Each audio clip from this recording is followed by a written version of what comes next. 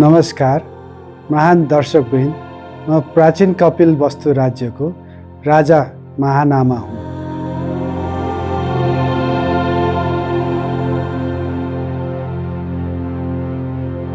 शालीन नेपालीहरू प्रार्थना गर्दछन् कि स्वर्गको राम्रो कुराहरूले तपाईको जीवनको हरेक पक्ष परिपूर्ण बनोस्।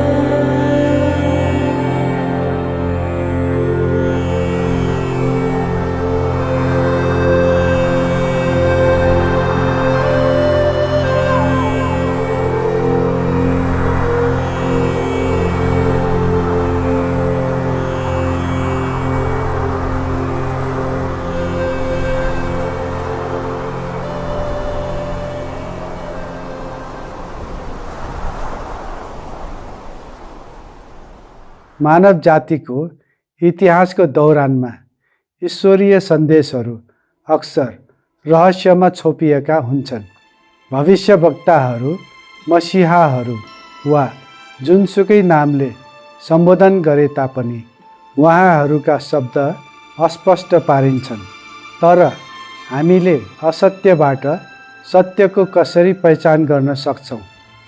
त्यसो गर्न जो कोहीले ईश्वरीय निर्देशनमा मात्र विश्वास गर्नुपर्छ, जसले इमानदारीतापूर्वक सत्यको खोज गर्छ, उसको लागि सत्य स्वयं प्रकट हुनेछ।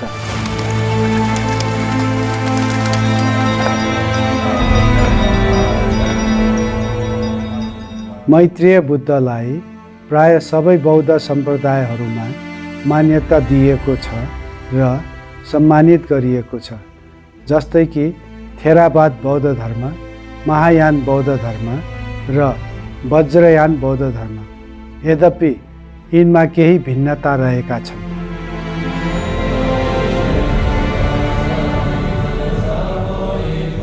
केही शास्त्रहरूमा मैत्रेय बुद्धलाई शाक्यमुनि बुद्धको शिष्य अजितको नामले उल्लेख गरिएको छ, जसको अर्थ हुन्छ अतुलनीय।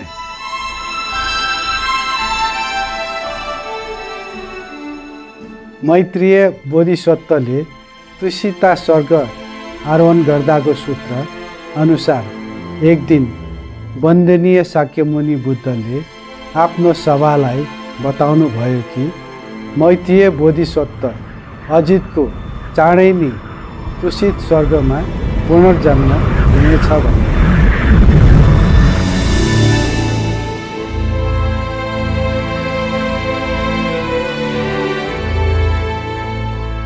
तुसिता स्वर्ग, जसलाई आनन्दको स्वर्ग पनि भनिन्छ, ती बोधिसत्वहरूको लागि स्वर्गीय क्षेत्र हो, जो बुद्ध बन्नको लागि बन्ने प्रारब्ध लिएर आएका हुन्छन्, अर्थात् बुद्धत्व प्राप्त गुरुहरू।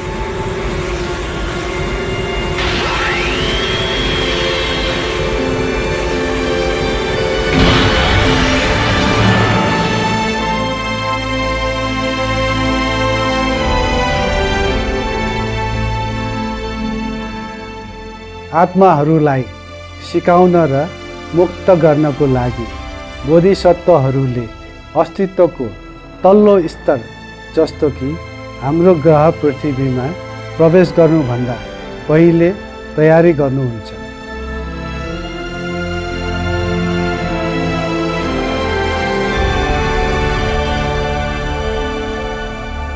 कोरियाबाट आदरणीय बियोब ड्याम विस्तारमा बुझाउन मद्दत गर्नुहुन्छ। 서가모니 부처님의 예언에 따르면 미륵은 현재는 보살인 채 그 정토인 도솔천에서 천인을 위해 설법을 하고 있지만 그 목숨이 4000세가 되었을 때 이 인간계로 내려와 영호수 밑에서 성불하고 그때 비로소 부처가 되어 미륵불이 되고 서가모니 부처님을 대신하는 부처가 된다고 합니다. 미륵불에 대한 예언은 서가모니 부처님께서 열반하신 이후에 다시 나타나는 부처에 대한 예언입니다. 부처가 깨달은 자라는 뜻임을 생각해 볼 때 이는 다시 깨달은 이가 나타나 깨달음을 전파하리라는 예언이라고 볼 수도 있겠습니다. मैत्रेय बोधिसत्वको बुद्धत्व प्राप्तिको सूत्रका अनुसार भगवान बुद्धले आफ्नो उत्तराधिकारी मैत्रेयको बारेमा श्लोकमा यसरी वर्णन गर्नुभएको छ। Listen single-mindedly in radiant great samadhi. The one with unsurpassed merit will rightfully appear in the world. He will pronounce the true Dharma, and all will be infused with it. Like the thirsty drinking sweet nectar, all will swiftly set off on the liberation path. Lord Shakyamuni Buddha. नेपालका आदरणीय भिक्षु बिमलो स्थविरले भगवान शाक्यमुनि बुद्ध र भविष्यको मैत्रेय बुद्ध अजितका बारेमा एउटा अर्को कहानी बताउनुहुन्छ। भगवान बुद्धको समयमा प्रजापति गौतमीले भगवान अहिले गौतम बुद्धको सानी आमाले भगवान बुद्धलाई चिवर दान गर्न आएको। चिवर दान गर्न आउँदाखेरि भगवान बुद्धले के भन्नुभयो त भन्दाखेरि आमा यो चिवर सङ्घलाई दान गर्नुस्। सङ्घे दिन्नं महफलम, सङ्घलाई प्रदान गर्नु भनेको महान फल हो।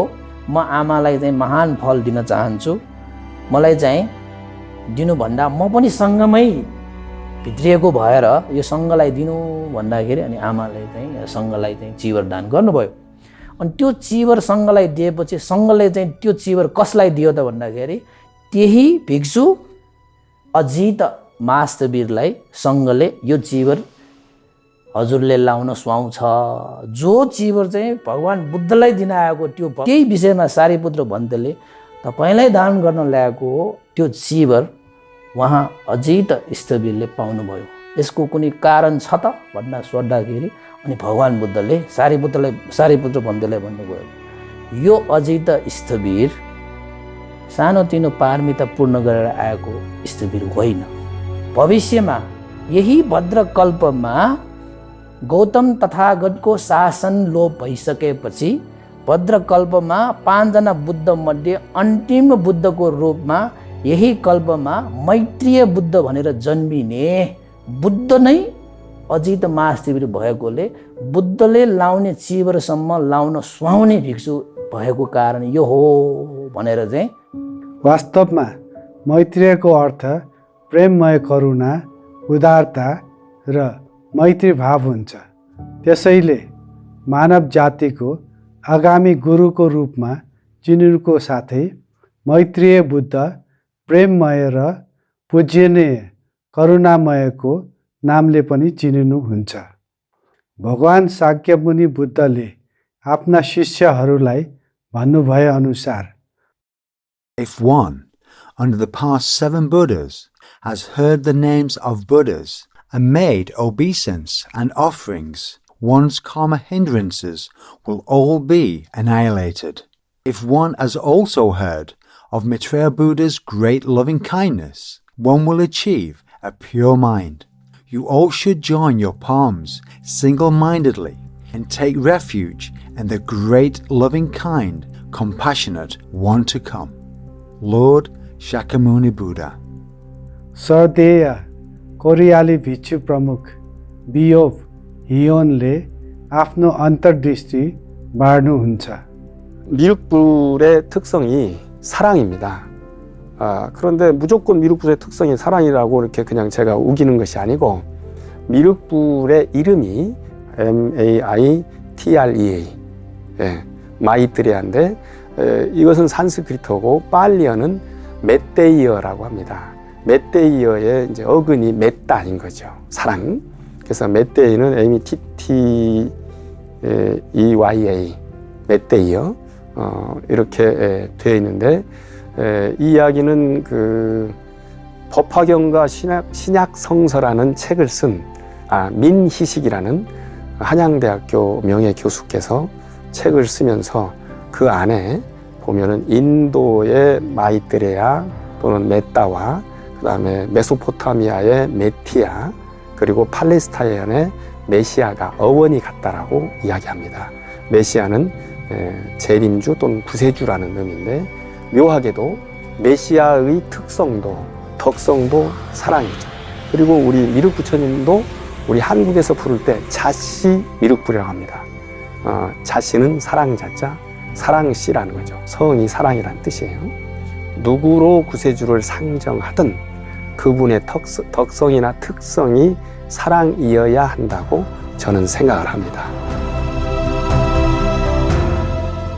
परम गुरु चिङहाई हाम्रो युगको उद्धारकर्ता हुनुहुन्छ र उहाँ प्रेमको सच्चा अवतार हुनुहुन्छ।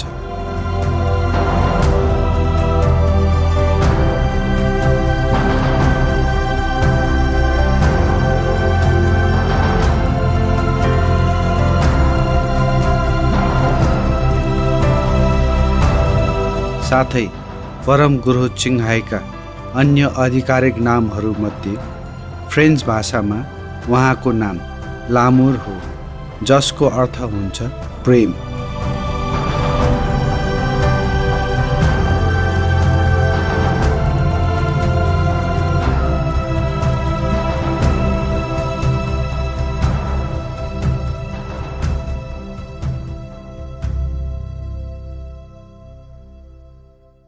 Just the very few times that I've actually been in her presence, I was very clear that there isn't anyone who loves me like that.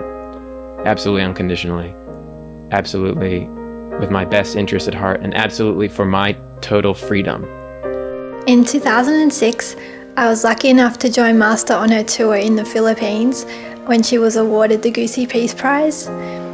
This was the most amazing chance to see Master work, and I got the feeling that Master respected all of the people she met to the very highest degree, and that she loved them as if she was loving her closest family member.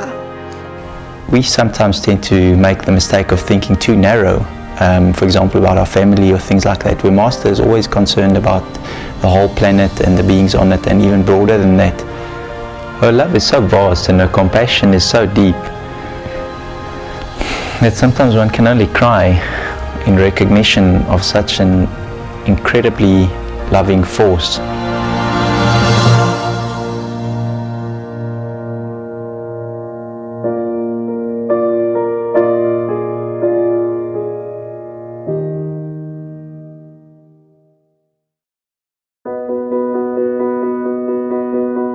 Love is in the teachings of Gautama Buddha, of Christ, and of the saints and sages of many religious paths around the world.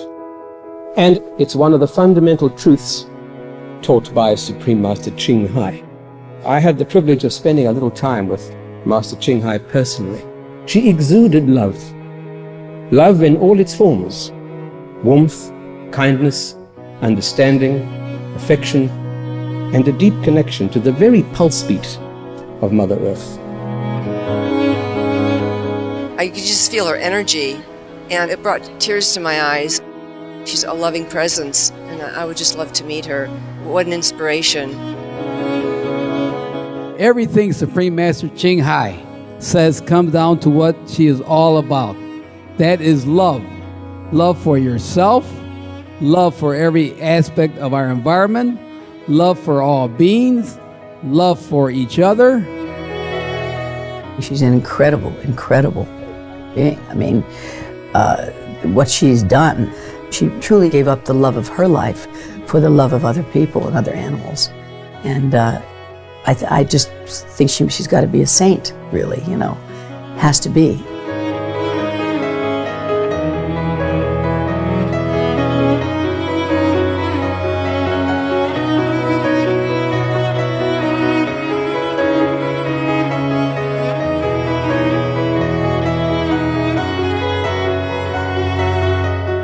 Doctor Renuka Singh Bharat की एक प्रतिष्ठित प्राध्यापक एवं बौद्ध लेखिका र नयाँ दिल्ली स्थित तुसिता महायान ध्यान केन्द्रकी निर्देशक मैत्रेय बुद्धको सन्दर्भमा अर्को विस्तृत धारणा व्यक्त गर्नुहुन्छ।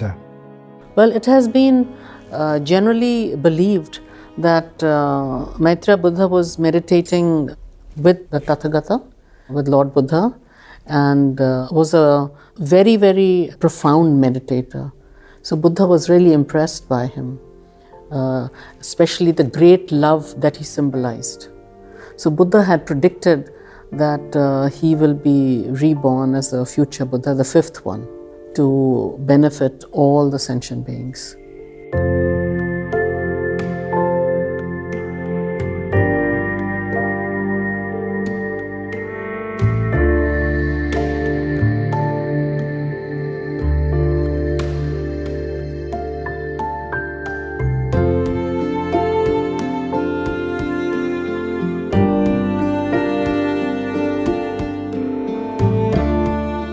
But metaphorically, I think we need to understand what Maitreya Buddha symbolizes. It symbolizes a state of mind, which is free from all the delusions, which is free from all the afflictions. And that is the kind of a state of mind or age that we want to be in, where all sentient beings will be happy and there will be peace in the world. But at an individual level, we can also achieve that right now for ourselves.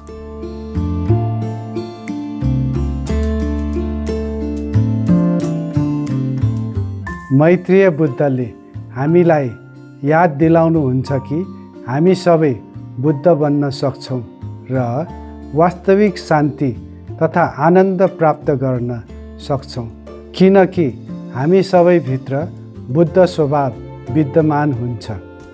परम गुरु चिङहाइज्यूले हामीलाई मैत्रेय बुद्ध तथा अन्य भविष्यवाणी गरिएका मसियाहरूको बारेमा प्रश्नको उत्तरमा यस विषयमा बुझाउनु भएको छ।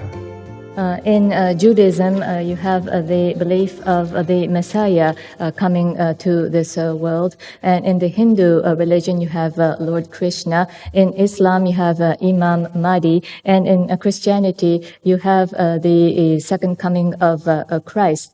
And in Buddhism, you have Maitreya. It is often said that these people are of the same nature, but with different names. Supreme Master Qinghai, how do you position such Maitreyas who will be coming into from the future? Or do you consider yourself one of these Maitreyas? I don't consider myself the Buddha. I know I am the Buddha. And I know you are also the Buddha. The question is not whether I am a Buddha or not. You want to know that you are the Buddha or not. And that I can help you. It is very amazing that you sit there asking all these questions when you have all the greatest wisdom inside you. Just turn around, put your attention backward, inward, and you know that you are the Buddha. Put your attention back outward, then you are a human being. If the Buddha says that the Buddha nature is inside you, if Jesus Christ says God is inside you, then all you have to do is just look inside. It's that simple. If we are not awakened, if we don't have the wisdom eye, we cannot recognize who is the enlightened, who is the Buddha, and who is not. So be enlightened first, and then if the Buddha come, you will know. And if the Buddha not come, you already know that you are the Buddha. Even ask yourself, suppose Jesus came again. How do you know he is Jesus? How can you tell? And suppose the Buddha came and he say he's a Buddha. How can you know? If the people can believe the one who say he's a Buddha or the one who say he's Christ, then they would not have crucified Jesus. They would not have tried to assassinate the Buddha. They were the same like us. They were also ignorant. Therefore, to recognize a Buddha, you must be a Buddha. You must be enlightened. The Kuan Yin way will show you how to recognize the Buddha should he come, or maybe he already came.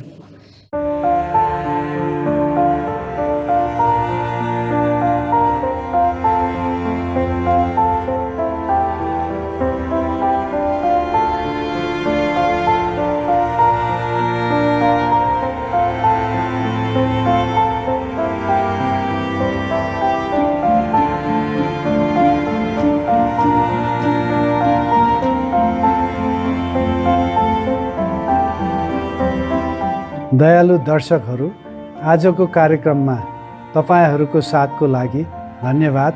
कृपया अघिल्लो सप्ताह हामीसँगै रहनुहोला जब हामी मैत्रेय बुद्ध पहिले नै अवतरित भइसक्नु भएको छ भन्ने कुराको अन्वेषण गर्नेछौँ।